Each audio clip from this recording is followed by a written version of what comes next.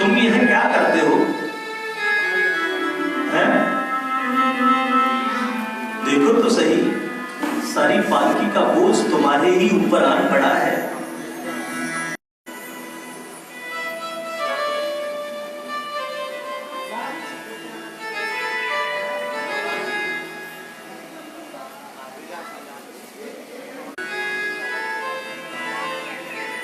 सारी पालकी का वजन, मेरा वजन आपके ही ऊपर आन पड़ा है। आप कितने कमजोर, तू जानता नहीं? तू मेरा सेवक है। राज्य में रहने वाला व्यक्ति, हर व्यक्ति राजा का सेवक होता है और उसे राजज्ञा का पालन करना होता है। तू राजज्ञा का पालन नहीं करता, तिरस्कार करता है। जानता है इसका दंड क्या होता है?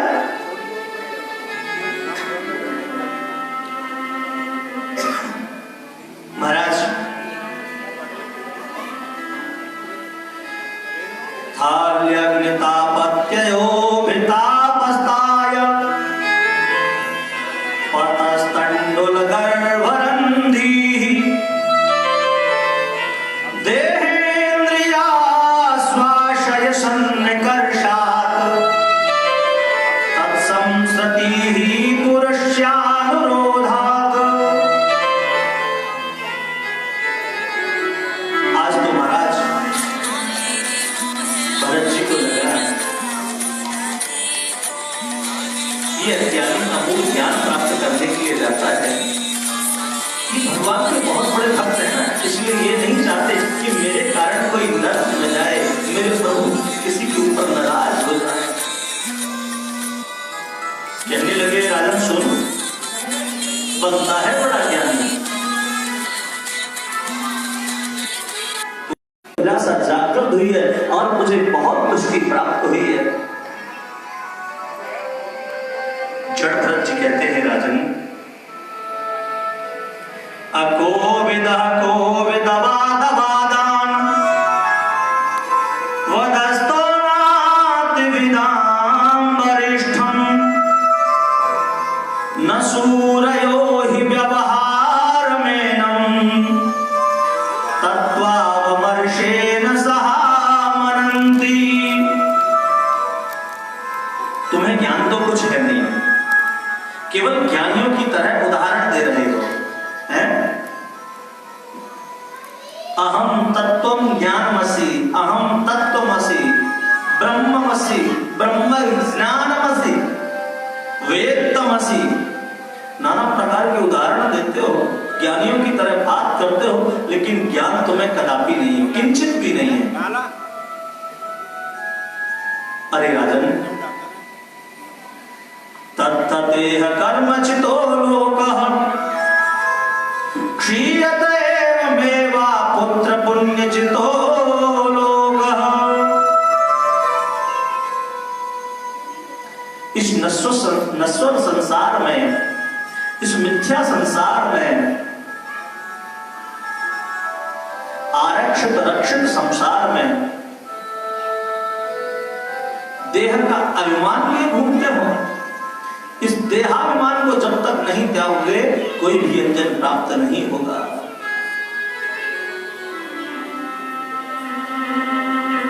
बंधाय विषयाशक्तं मुक्तै निर्विषयं मनः। जैसे दीपक जब घी की बत्ती को जलाता है, तब उसकी ज्योति धूमयुक्त होती है। घृत के अभाव में अपने कारणभूत अग्नि तत्व में मिलकर उसका स्वरूप तेजोमय हो जाता है।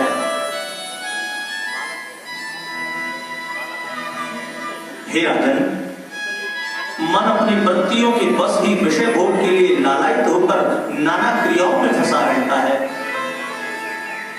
वृत्तियों का रोग होने पर ही उसे तत्वज्ञान हो जाता है। जब तक कि वृत्तियों का रोध नहीं होता, तब तक तत्व ज्ञान नहीं होता। हे राजन, तुझे अगर तत्व ज्ञान की अभिलाषा है, तू ज्ञानांजन प्राप्त करने के लिए जाता है, तो पहले अपनी वृत्तियों पर आरोप तो कर, निरोध तो कर। मन की 10 वृत्तियां हैं, 5 ज्ञानेंद्रियां, 5 कर्मेंद्रियां, और इनके 10 विषय हैं। मन की एक वृत्ति है अभिमान। अभिमान का आधार विषय शरीर है। विवेकी पुरुष इस शरीर में ममत्व कर मेरा शरीर है ऐसा समझते हैं। वह 11वीं वृत्ति का विषय है। अज्ञानी पुरुष इस शैया शरीर में अहम बुद्धि कर मैं ही शरीर हूं ऐसा समझता है, वह 12वीं वृत्ति का विषय है। ऐसा कुछ लोग कहते हैं। एकादशम स्वीकरणम ममेति सय्यामहं द्वादशमेक आहु। 11 मन की वृत्तियां काल, कर्म, स्वभाव और विषय आदि के द्वारा सैकड़ों हजारों करोड़ों के भेद में परिणत होकर अनंत हो जाती हैं। भगवान की सत्ता से ही इन वृत्तियों की सत्ता है, स्वतः कुछ नहीं है। अतः इन समस्त वृत्तियों तथा उनके विषयों को मिथ्या समझना चाहिए। हे राजन, आज परम तेजोवान जड़ भरत जी ने रघुगण को बहुत सुंदर उपदेश दिया।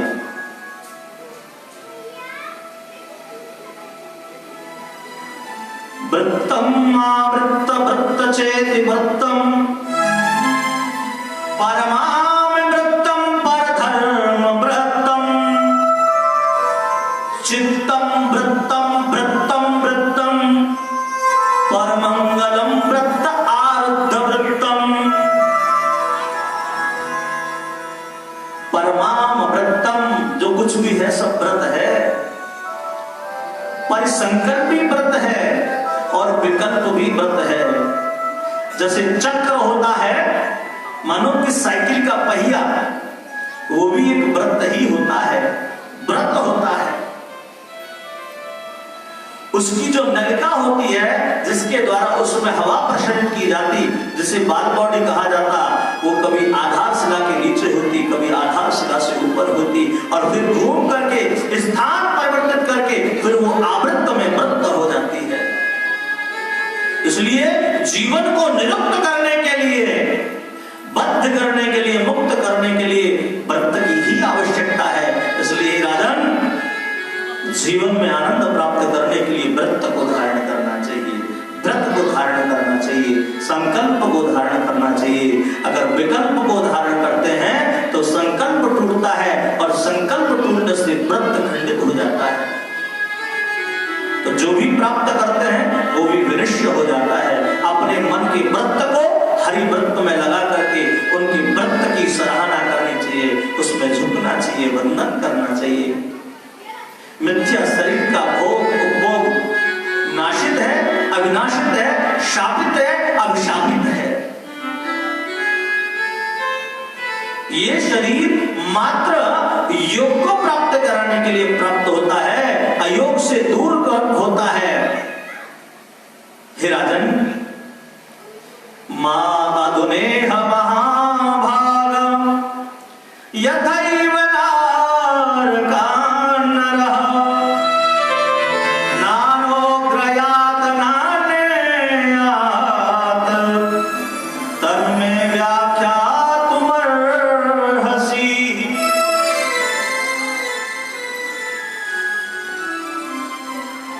जीवन के भोग और उपभोग यही भोगने पड़ते हैं।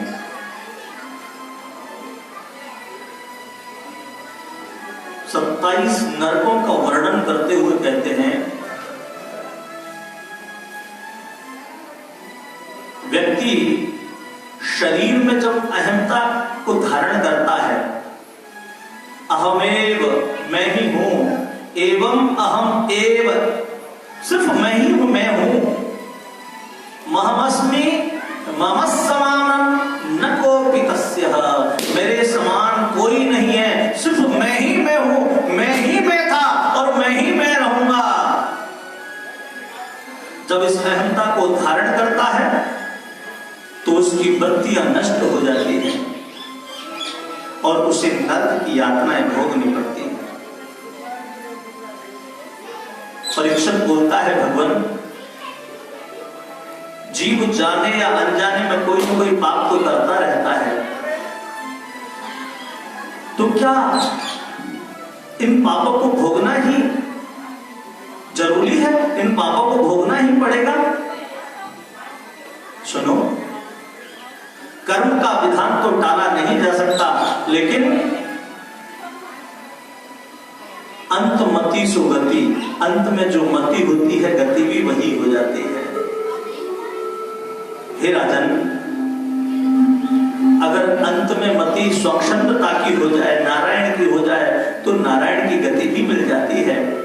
मैं इसके लिए एक छोटा सा एक विषयचार श्रवण कराता हूं, एक इतिहास सुनाता हूं। सुनो। आधुनेह महाभाग यथैव नरका नरः नानोग्रयात् नान्येयात् तन्मे व्याख्यातुमर्हसि। एक भगवान के बहुत बड़े भक्त हैं जिनका नाम है अजामिल। भगवान की अनन्य भक्ति की उपासना करते। एक बार किसी वैश्या के संग को देख लिया, वैश्या में अनुरक्ति हो गई। अब तो महाराज एक ऐसी अनुरक्ति हुई कि जगते उठते बैठते खाते पीते उस वैश्या को ही इधर उधर देखने लगे। वैश्या इत्युक्ते वृत्ति, जब वृत्ति विकार युक्त हो जाती है तो ये अहमता, ममता, रस, गंध और रूप, स्पर्श में लिप्त हो जाती है। अब तो ये न केवल प्रताड़न का एक ही ध्येय बना इस वैश्य को प्राप्त करने का। वैश्य ने धन मांगा, लाकर के दिया, चोरी डकैती जुआ जारी करने लगे, वैश्य के साथ रहने लगे, पथभ्रष्ट हो गए। एक दिन भगवान ने इस भक्त के उद्धार के लिए महात्माओं के अंतःकरण में एक चेतना जागृत की, महात्माओं को भेजा। इसके द्वार पर आकर के महात्माओं ने भिक्षा की याचना की। सकृन्मनः कृष्ण पदारविंद योर्निवेशितं तद्गुणरागियैरिह न तेयमं पाशभृतश्च तद्घटान् स्वप्ने विपश्यन्ति हि चेडनिस्कृताः। महाराज, महात्माओं ने आकर के संध्या का समय, संध्या आदि किया। इसके द्वार के बाहर आकर के द्वार पर आवाज लगाई, हे देव, जो भी इस घर के स्वामी हैं, गृह स्वामी से मेरा अनुरोध है कि हमें कुछ भोज्यादि दें, क्योंकि हम रात्रि शयन आज यहीं पर करना चाहते हैं। महाराज, यह वैश्या ही है, ये तो अजामिल तो नहीं है। निकल के आई, महात्माओं को देखकर के भक्ति उत्पन्न हुई। महाराज,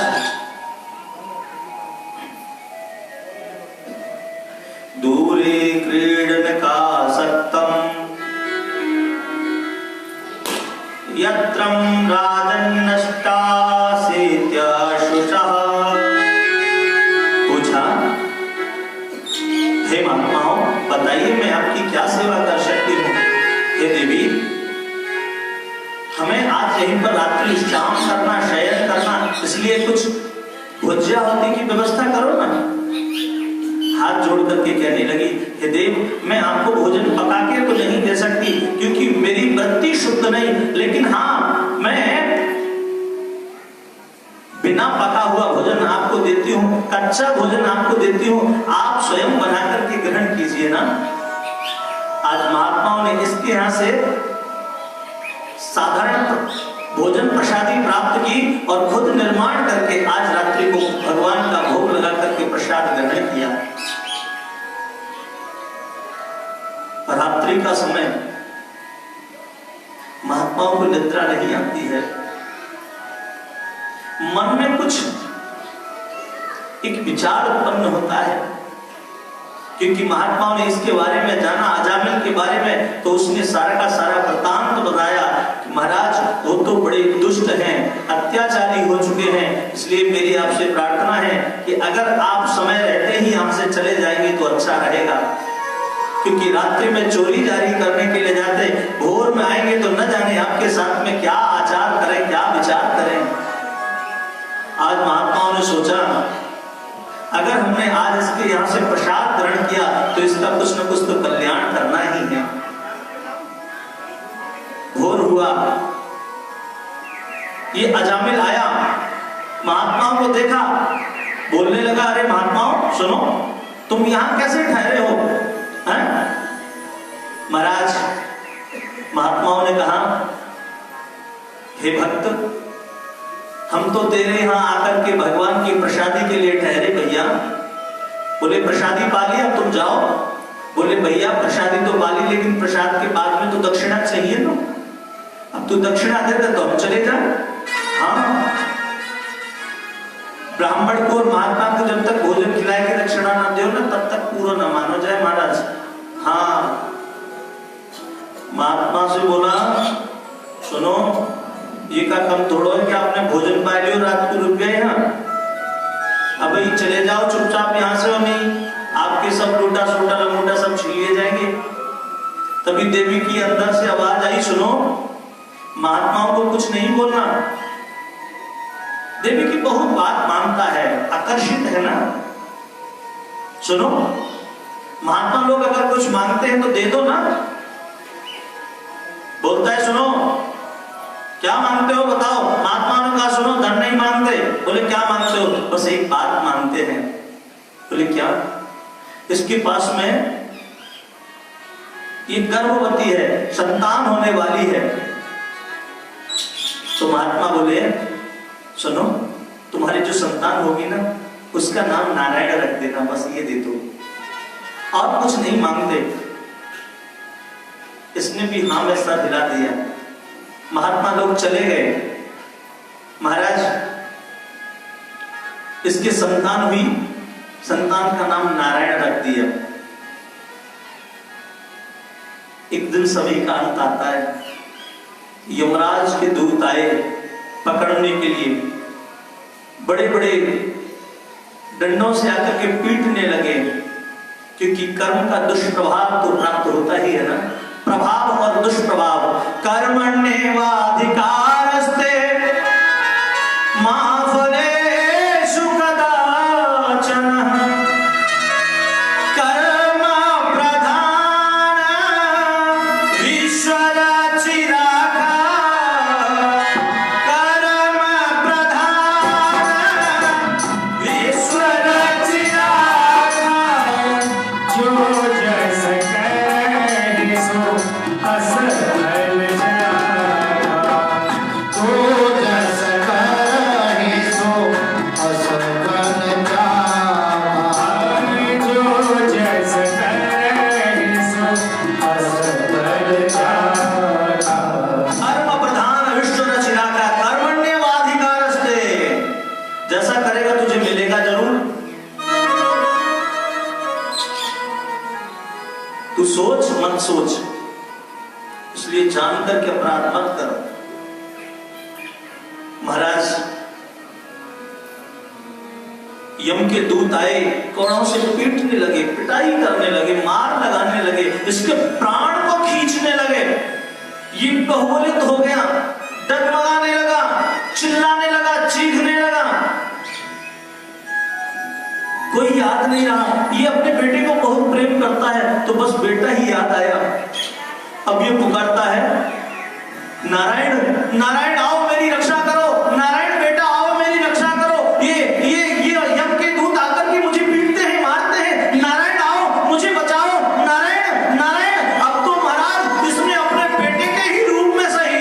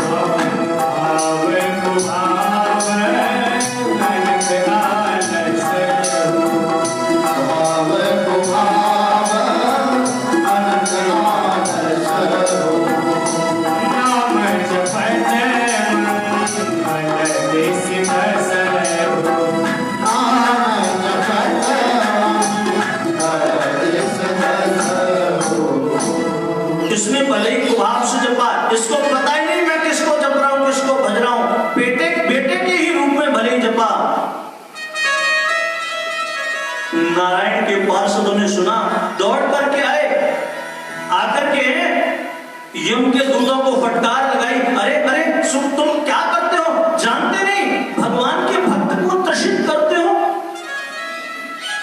फटकार के भगा दिया। यम के दूत यमराज जी के पास पहुंचे, बोले प्रभु वो कोई नारायण नारायण कहकर के पुकार रहा था, कोई लोग आए, कोई जन आए और हमको फटकार के भगा दिया, हमसे भी बड़े विशाल दिख पड़ते थे। यमराज जी बोले सुनो सुनो शांत रहो, ये नाम यहां मत लेना। बोले नहीं प्रभु वो अपने बेटे का नाम पुकार रहा था, नारायण नारायण। बोले अभी नहीं बोलना, शांत रहो, ये नर्क है। और जानते हो ये नाम किसका है? जिनकी मैं खुद आराधना करता हूं, जिनकी मैं खुद सांत्वना करता हूं, तपस्या करता हूं, जिनको मैं खुद भजता हूं। यमदूत ने कहा सुनो, इस नाम को सुनने मात्र से ही लोगों के सारे पाप दूर हो जाते हैं। यम के दूतों को भगा दिया। इस पूरी की पूरी क्रियाकलाप को ये यजामिल देख रहा था। अजामिल ने देखा कि बेटे का नाम पुकारने से अगर मुझे यम यातना से मुक्ति मिल सकती है, अगर बेटे के रूप में नारायण का नाम पुकारने से मुझे यम यातना से मुक्ति मिल सकती है, अगर मैं नारायण की ही शरण में चला जाऊं तब क्या होगा? महाराज आज ये साक्षात नारायण की शरण में गया, सब कुछ वहीं पर छोड़ गया। यथा वो विध्वंसनो क्लेश नाम समावति, दशमस्कंदो भगवतो नारायणम पौरुषो। आज ये सब कुछ यहीं पर छोड़ छाड़ के जंगलों में चला गया और श्रीमद् भागवत का पान कर, दसम स्कंद का पान कर भगवान गोविंद के धाम को गया। बोलो गोविंद भगवान की जय। हे राजन, जो भी इस इतिहास को श्रवण करता है, मनन करता है, उसके जन्म जन्मांतर के पापों का क्षय होता है।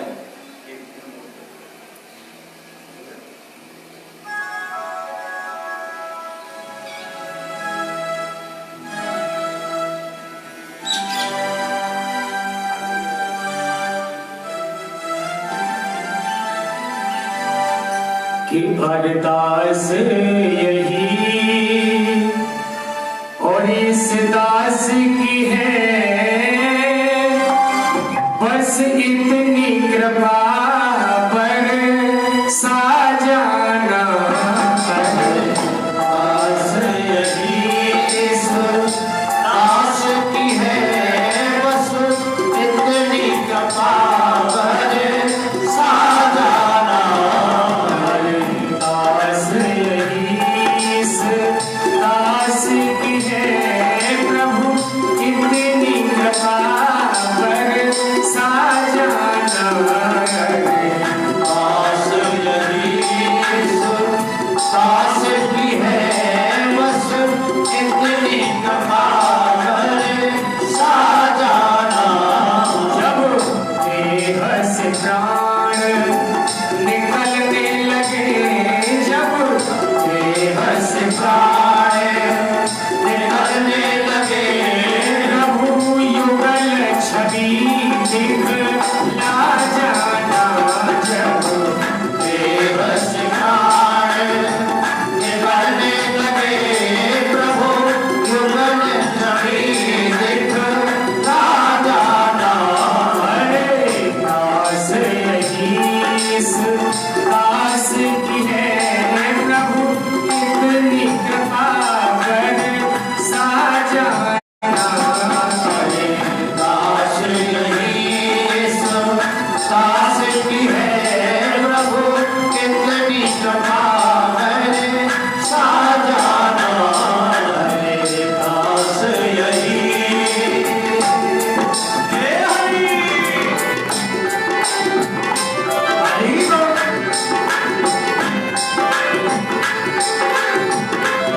गोविंद भगवान की जय हो।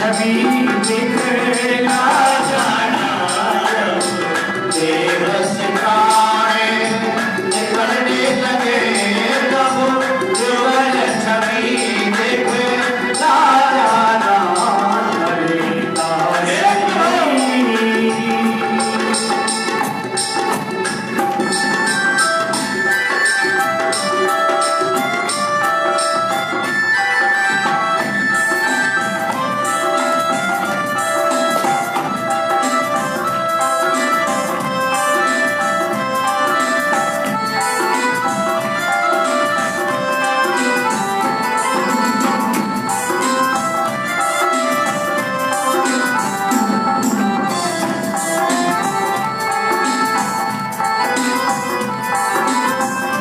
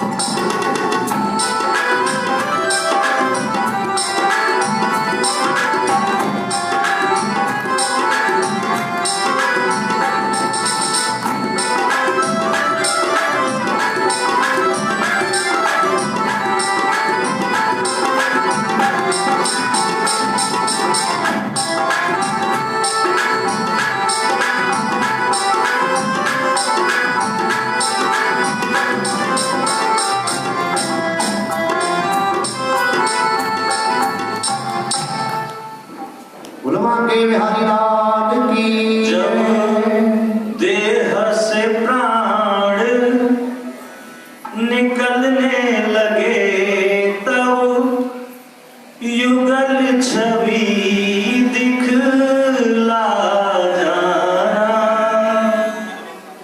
तब युगल छवि दिखला जाना।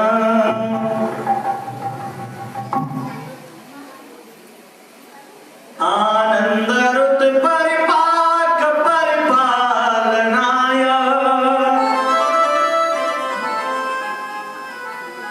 आनंद नंद परिमुक्त परिमुक्तनाय, आत्मात्मा आत्मशुद्धि परिशुद्धि विवेचनाय, संसार सार अर्णव परिरोच सेचनाय। हे प्रभु, आप आनंद की खान हैं, आप परमानंद हैं, मेरी आत्मा को शुद्ध नित्य बुद्ध मुक्त करने वाले हैं। प्रभु, आप संसार के अर्णव हैं, शोक हैं, सार हैं, सागर हैं।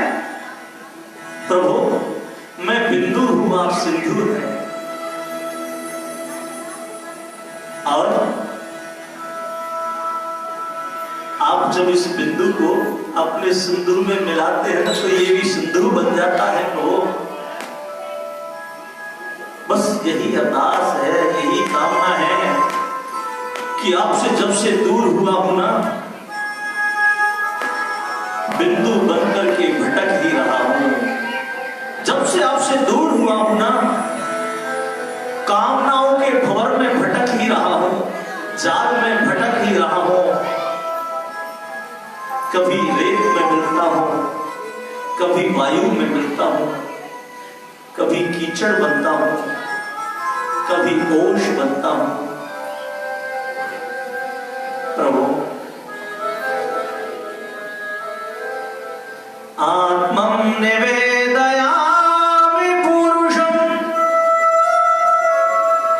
सहस्राक्ष महास्वने।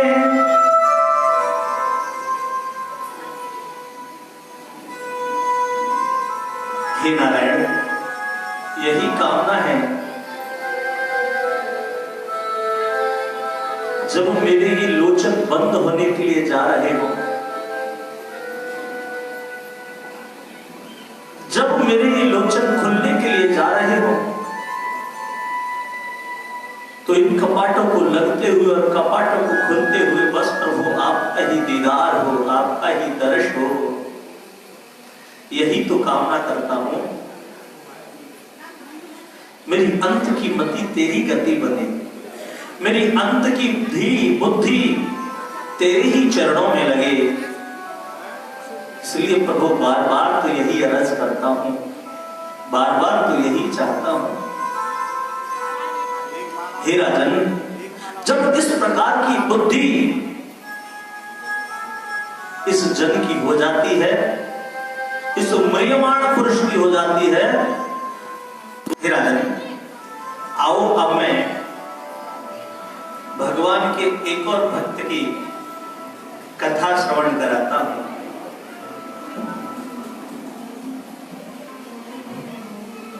और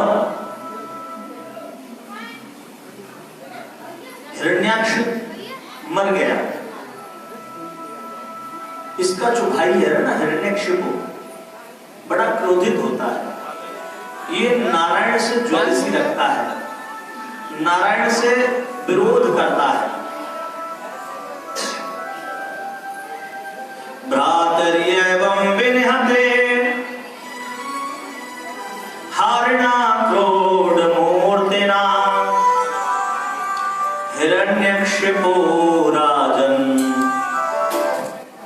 महाराज, आज भाई के हत होने पर इसको बड़ा दुख हुआ और ये भाई की मृत्यु का बदला लेने के लिए खुद नारायण से द्वेष करने लगा।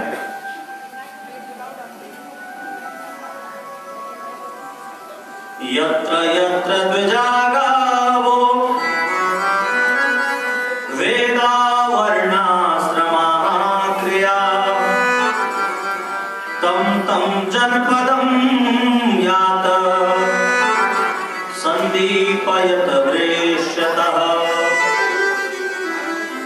जहां जहां पर वेदों का उच्चारण होता है, जहां जहां पर संत विराजते हैं, जहां जहां पर गायों की पूजा होती है, जहां जहां यज्ञ आदि होते हैं, इसने सब बंद करवा दिए।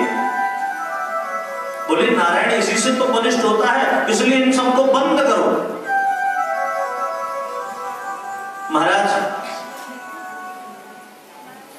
चौर डंका पिटवा दिया कि अगर किसी को भी यज्ञ पूजन पाठ आदि करते हुए देखा तो उसके परिवार को कोलू में पेला जाएगा, उसके परिवार को सबको समूल नष्ट कर दिया जाएगा।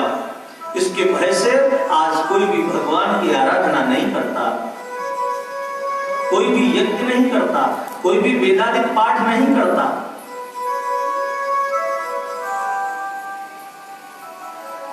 इसके पुत्र है प्रहलाद।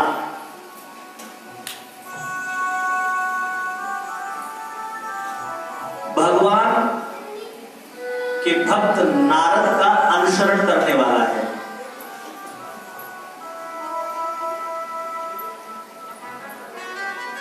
प्रहलाद को इसने शिक्षा के लिए भेजा, लेकिन एक दिन की बात, प्रहलाद नगर भ्रमण करने के लिए गए।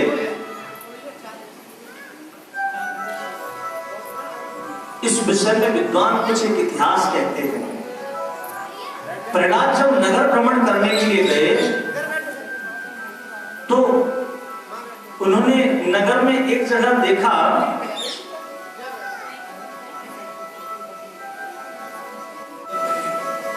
महाराज एक दिन प्रहलाद नगर भ्रमण करने के लिए गए तो अचानक उन्होंने एक जगह देखा, एक घट बनाने वाले का घर है, कुम्हार का घर है। कुम्हार और कुम्हारिन दोनों भगवान को याद करके रुदन कर रहे हैं, हे नारायण। इन्होंने पूछा, एक चाक चलाने वाली सुन, तू रुदन क्यों करती है? और सुन, तू रुदन करते हुए ये नारायण नारायण नाम क्या लेती है? सुन, तुझे पता नहीं मेरे पिता का नारायण से विरोध है और तू नारायण का नाम लेती है? मेरे पिता का शत्रु है नारायण, तू नारायण का नाम लेती है? तुझे भय नहीं मेरे पिता का?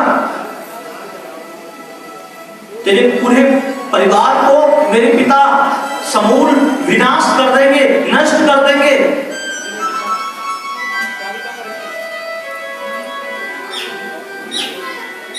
ये कुम्हारिन कहती है, अरे लाला आप जानते नहीं, जिसका हम नाम लेते हैं ना वो सर्वव्यापी है, हर घट में विराजित है, हर जगह मौजूद है। बोले तू सिद्ध क्या करना चाहती है? कुछ नहीं, मैं तो सिर्फ इसलिए रोती हूं, मैंने जो आग लगाया है, मैंने जो ये बर्तन पकाने का जो आग बनाया है, इस आग में नीचे 3 बिल्ली के बच्चे गलती से दब गए हैं, मुझे पता नहीं लगा, और इसमें मैंने अग्नि भी प्रज्वलित कर दी है।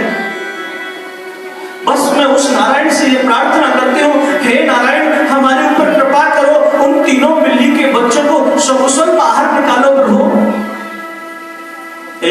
सुन, ऐसा कभी होता है कि अग्नि के पास कोई जाए और वो बच जाए? ऐसा तो कभी नहीं होता, क्योंकि अग्नि का मूल काम है भस्म करना। ये कुम्हारिन कहती है, ना ना ऐसी बात नहीं है, अगर नारायण चाहे तो कुछ भी नहीं हो सकता। महाराज इसने कहा, अच्छा। प्रहलाद कहता है, सुन, मैं भी देखता हूं तेरे नारायण में कितना बल है। अगर तेरे नारायण ने इन बिल्ली के बच्चों को नहीं बचाया तो देख ले, आज तेरे पूरे परिवार को नष्ट होना पड़ेगा। आज तो महाराज भक्ति की परीक्षा हो रही थी, जैसे ही भक्ति की परीक्षा हुई, ये पूरा परिवार भगवान नारायण के ध्यान में निमग्न होकर के बैठ गया। हे नारायण, हे कृपा सिंधु, हे करुणाकर, हे कृपा के सागर, अशरण को शरण देने वाले, हे पुरुषोत्तम, हम आपकी शरण में हैं। प्रभु आज तो आपकी भक्ति की परीक्षा है। प्रभु भक्ति की रक्षा आपसे भला कौन कर सकता है? हे प्रभु कृपा करो ना। तीसरे दिन हवा को खोला, ये बालक वहीं पर, ये प्रभु की लीला है। बालक वहीं पर हवा को जब खोला ना, तो उस हवा में जिस घट के नीचे ये बिल्ली के बच्चे थे ना, उसके और पास के जो घट थे ना वो कच्चे रह गए, और वो पूरा का पूरा घट कच्चा रह गया, और ये बिल्ली के बच्चे उसमें से बिल्कुल जीवित निकले, चिल्लाते हुए बाहर निकले उसमें से। महाराज, पथेच्युतम तिष्ठते देष्ट रक्षितम, ग्रहे स्थितम तद्विहतम विनेष्यति, जीवत्यनाथो पितदीक्षितो वने, ग्रहे विगुप्तो स्यातो न जीवति। जिसका नारायण रखवाला है उसका भला कोई क्या बिगाड़ सकता है। आज तो महाराज इन्होंने इन तीनों बच्चों को जिंदा देखा, इनका भाव परिवर्तित हो गया। अब तो इनके मन में एक ही धुन रमने लगी, नारायण नारायण, सत्य नारायण, जीव नारायण, जगत नारायण, पिता नारायण, दृष्टि नारायण, सृष्टि नारायण, यज्ञ नारायण, कर्ण नारायण, देव नारायण, चहु नारायण, सार नारायण, संसार नारायण, सब कुछ नारायण ही नारायण इनको दिखने लगा। पिता के पास पहुंचे, पिता ने पूछा, बताओ बेटा आजकल तुम्हारे क्या कुशल हैं, क्या क्षेम हैं, क्या समाचार हैं? कहने लगे, हे पिता, देहे मां सरुधरे भ्रमतिं त्यजत्वम्। अस्थि देह मांस से और रुधिर से भरा पड़ा ये जो शरीर है ना, विनिष्टवान है, विनाश होने वाला है। इसके अंदर जो बैठा आत्मा है ना, आत्मा परमात्मा का उपासक एक नारायण ही है।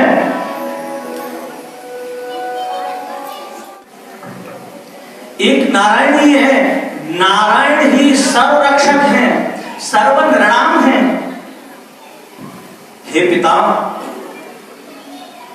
ये जो क्षण भंगुर जीवन है ना, ये विनिष्ट होने वाला है। इस देह का अभिमान क्या करना, ये कभी तो एक समान नहीं रहता।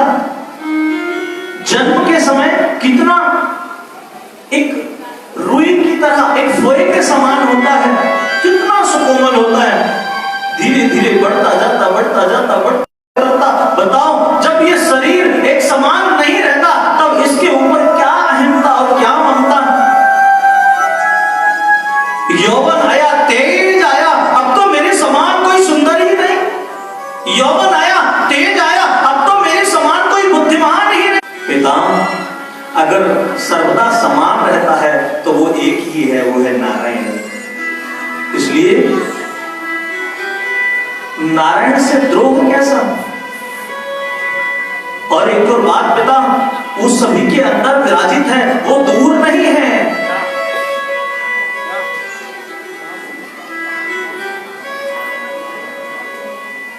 हर जगह मौजूद है, लेकिन नजर आता नहीं। योग साधन के बिना कोई उसे पाता नहीं। प्रेम साधन के बिना कोई उसे पाता नहीं। वो सर्वत्र मौजूद है, वो हर कण में विराजित है, उसको कहीं ढूंढने की जरूरत नहीं। जब भी आवश्यकता पड़े तो अंतःकरण में झांक करके तो देखो, वो तेरे ही पास है, मेरे भी पास है, यत्र तत्र सर्वत्र है। हिरण्यकशिपु को बात अच्छी नहीं लगी। इसने कहा, ए बालक, तो जानता है किसका नाम लेता है? वो तो मेरा शत्रु है और मेरे शत्रु का नाम मेरे सम्मुख रह करके लेता है। गलत। डांट करके, फटकार करके घर से बाहर कर दिया। महाराज ब्रह्मा की उपासना करने के लिए गया, बड़ा घोर यज्ञ किया, तप किया। इसके तेज इतना तप किया कि इसके तेज से इतना तेज प्रकट हुआ कि वो चौकोर प्रकृति को जलाने लगा, भस्मीभूत करने लगा। ब्रह्मा प्रकट हुए, पूछा, वत्स, आप ये तप बंद करो, बताओ क्या चाहते हो? बोले, सुनो, मैं अजर और अमर होना चाहता हूं, मैं कभी भी मरूं न, ऐसा होना चाहता हूं। ब्रह्मा ने कहा, अहो वयम धन्यतमा यदत्र न अहमेव मास्य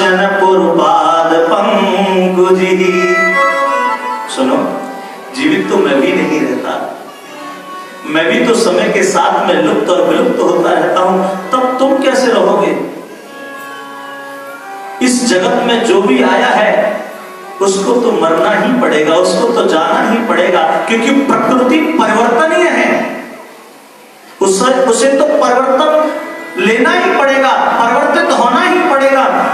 तब मैं आपको ये आशीष नहीं दे सकता, क्योंकि ये सामर्थ्य मेरे अंदर नहीं। और कुछ मांगो। बड़ा चतुर है, चतुराई दिखाता है।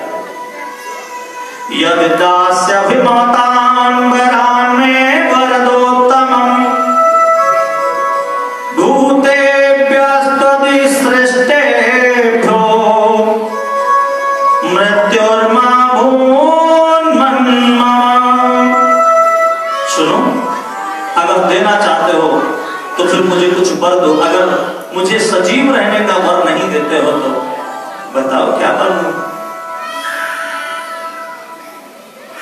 अहम न मरहूं मृतम न सर्वम रात्रिरूपम न दिवसम न सर्वम। मैं रात्रि में और दिन में न मरूं। ग्रहे न किंचन अंतः पुरातः, घर के अंदर और घर के बाहर नहीं मरूं।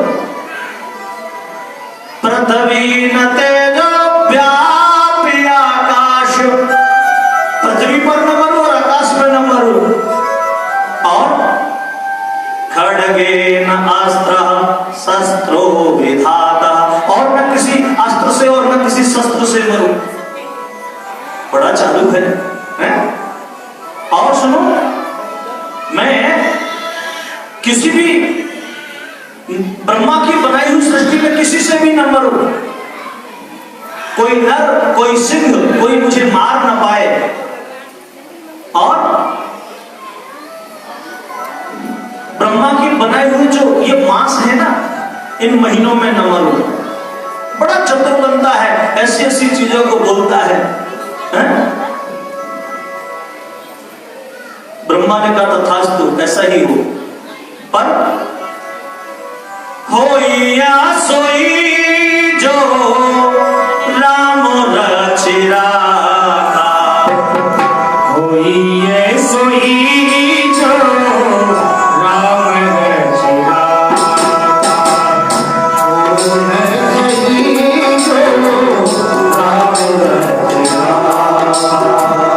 होइए सोई जो राम रचिरा,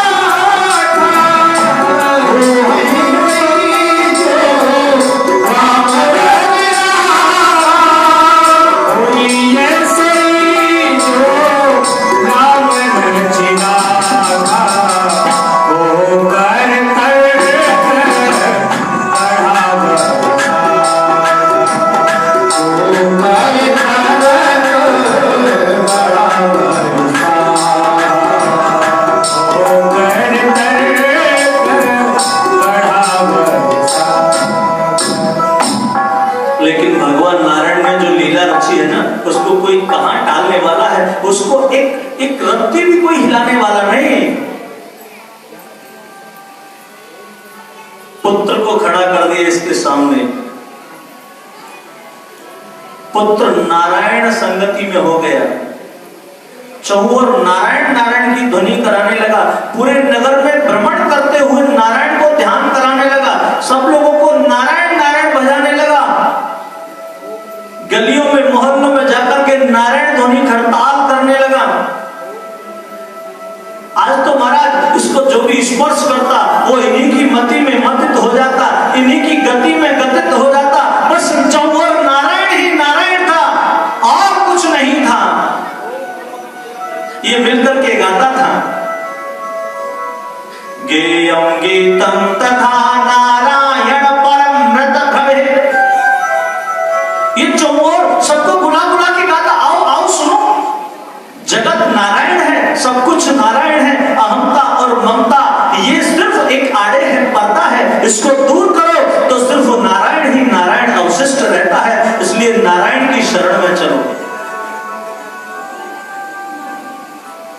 मिलकर के गाता कि भजमन नारायण नारायण नारायण श्रीमन नारायण नारायण श्रीमन नारायण नारायण नारायण भजमन नारायण नारायण नारायण श्रीमन नारायण नारायण नारायण श्रीमन नारायण नारायण नारायण। मस्ती में सब लोग नाच करके गाते, प्रहलाद जी खड़े हो जाते, तो जो भी इनको स्पर्श करता महाराज वो भी इनकी मस्ती में मिल जाता और मस्त होकर के गाता।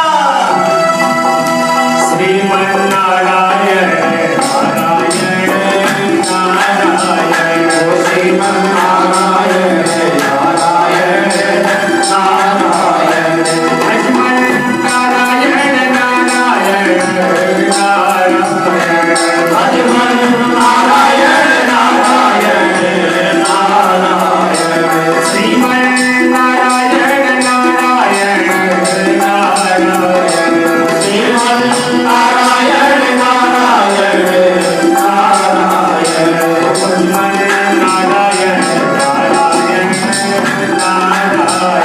भजमन नारायण नारायण नारायण नारायण नारायण भजमन नारायण नारायण नारायण श्रीमन नारायण नारायण नारायण श्रीमन नारायण नारायण नारायण श्रीमन नारायण नारायण नारायण श्रीमन नारायण नारायण नारायण भजमन नारायण नारायण नारायण भजमन नारायण नारायण नारायण नारायण नारायण नारायण भजमन नारायण नारायण नारायण श्रीमन नारायण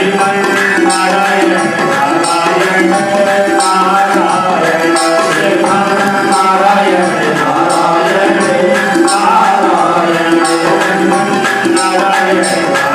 नारायण श्रीमन नारायण नारायण नारायण नारायण नारायण नारायण नारायण नारायण श्रीमन नारायण नारायण नारायण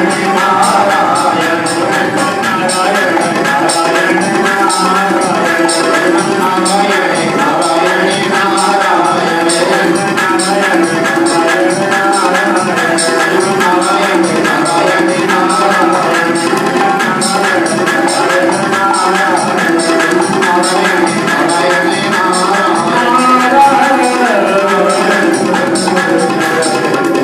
नारायण भगवान की जय हो।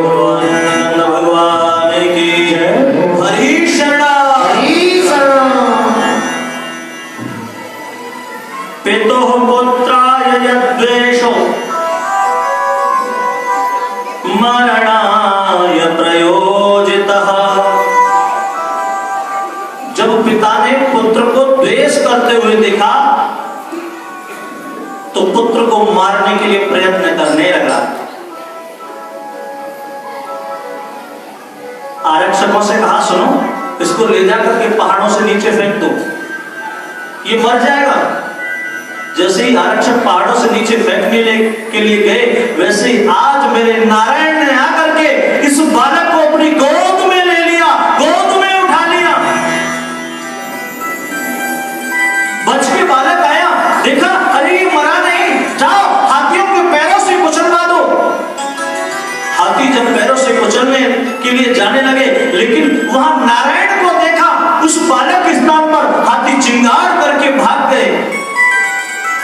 सर्पों को डसने के लिए भेजा, सर्प कोठरी में डाल दिया, सर्प पुष्प की माला बन गए। अग्नि में जलवाया होलिका के द्वारा इसकी बहन होलिका जल गई, अग्नि में स्वाहा हो गई, लेकिन आज मेरे नारायण के भक्त को कुछ नहीं हुआ, क्योंकि जिसकी रक्षा करने वाला नारायण है उसका कोई क्या बिगाड़ सकता है। जब किसी भी कारण से ये भक्त को नहीं मार पाया, महाराज आज उसने सोचा कि आज इसको मुझे खुद ही मारना पड़ेगा। एक बड़ा ही विशाल का एक खंभ लाल करवाया, अग्नि से गर्म करवाया, उसमें उस खंभ के पास लेकर के गया। उसने कहा, सुन बालक, बता तेरा नारायण कहां है?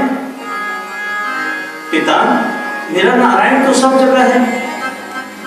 बताओ, इस खंभ में तेरा नारायण है? हाँ हाँ पिता, मेरा नारायण इस खंभ में भी है, तुझ में भी है, मुझ में भी है, सर्वत्र है, समान रूप से समाया हुआ है। बोले अच्छा। बोले सुन, तू इस गर्म खौलते हुए खंभ से चिपक सकता है क्या? इसको पकड़ सकता है, अपनी गोद में ले सकता है क्या? हाँ हाँ पिता, क्यों नहीं। यत्र नारायणः सर्वे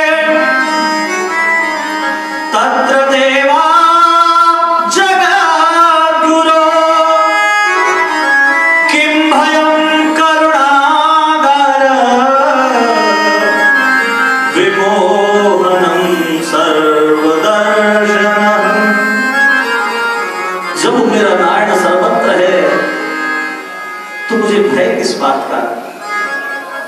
भय तो तब होता है जब नारायण के ऊपर विश्वास ना हो, परमात्मा के ऊपर विश्वास ना हो। हे वृंद, जब जब आपका विश्वास जगमगाएगा तब तब आपको भय ही लगेगा, लेकिन अगर आपका विश्वास पक्का है ना तो आपका कोई कुछ बिगाड़ने वाला नहीं है। उस पर एक चींटी चलती हुई दिखाई दी। आज जाकर के भक्त ने उस खंबे को पकड़ लिया, नारायण नारायण नारायण नारायण कहते हुए। इसको बड़ा क्रोध आया। अच्छा, तेरा नारायण इस खंबे में है? हाँ पिताश्री, मेरा नारायण इस खंबे में है।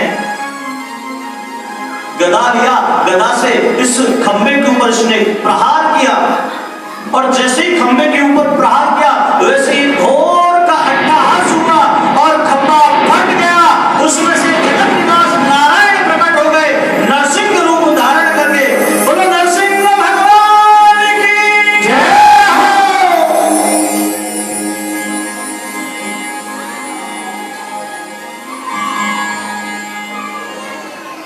जैसे ही मेरे प्रभु प्रकट हुए ना, आकाश से देवताओं ने पुष्प वर्षा करना आरंभ कर दिया। सुर देव गंधर्व सब लोग आकर के भगवान की स्तुति करने लगे। श्रवणं कीर्तनं विष्णोः स्मरणं पाद सेवनम् अर्चनं वंदनं दास्यम्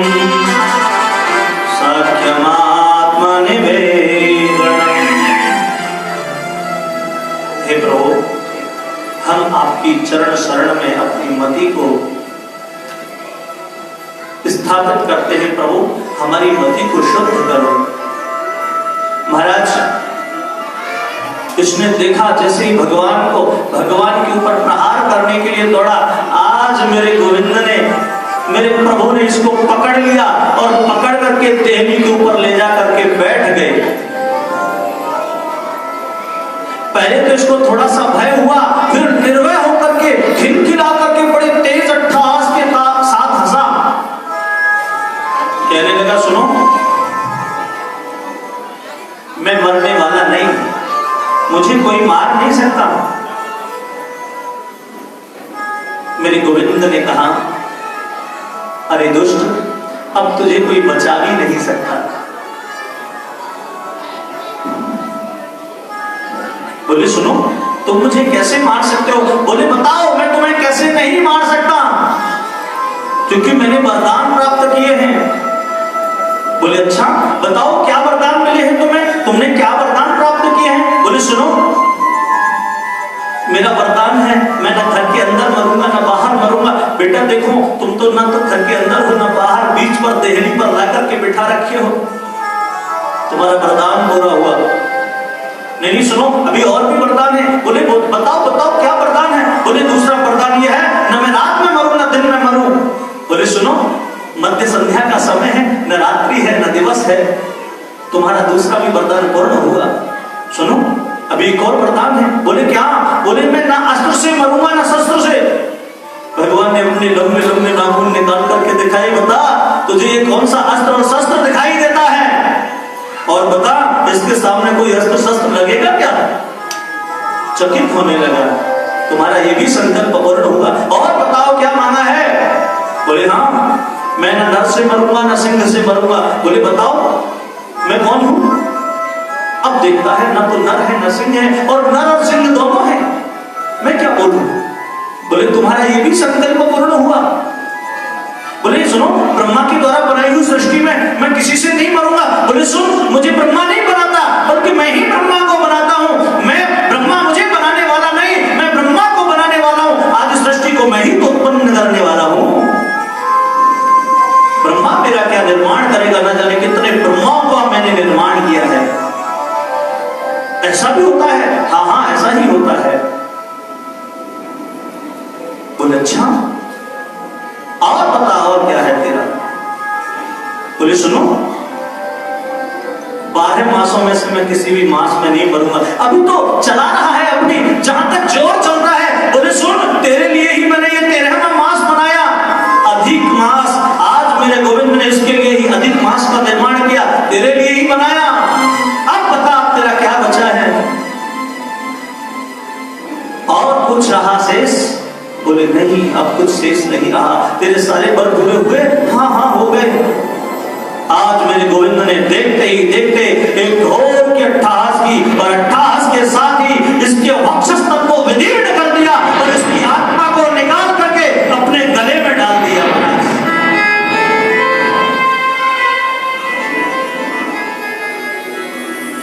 विष्णोः शस्त्रेषु युष्मासु मयि चासौ व्यवस्थितः दैतेयास्तेन सत्येन माक्रमन्त्यायुधानि मे। हे राजन, आज मेरे भगवान बड़े कुपित हैं। वो इसलिए कुपित हैं कि मेरे रहते हुए मेरे भक्त को कितना कष्ट सहना पड़ा, मेरे पुत्र को कितना कष्ट सहना पड़ा, इस दैत्य ने मेरे भक्त को कितना कष्ट दिया। आज उनके इस कोप को कोई भी शांत नहीं कर पा रहा है।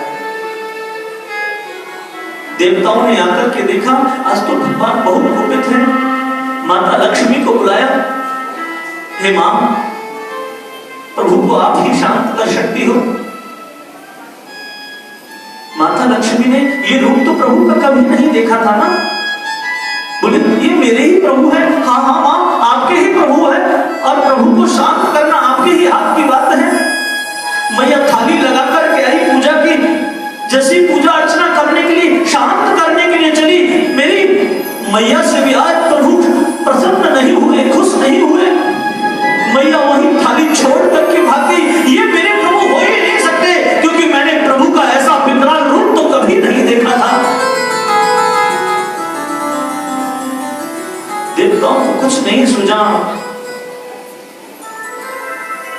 ब्रह्मा जी ने कहा, प्रहलाद को बुलाया, बात सुनो, भगवान अपने भक्त के लिए ही नाना प्रकार के रूपों को धारण करते हैं। आज प्रभु आपकी वजह से ही कुपित हैं। हे पुत्र, आप ही प्रभु को मना सकते हैं। महाराज प्रहलाद हाथ जोड़ करके भगवान के चरणों में गिर पड़े। मेरे प्रभु का क्रोध शांत हुआ। प्रहलाद को गोद में उठा लिया, जिह्वा से चाटने लगे, कहने लगे, हे पुत्र, मैंने आने में कितनी देर लगा दी,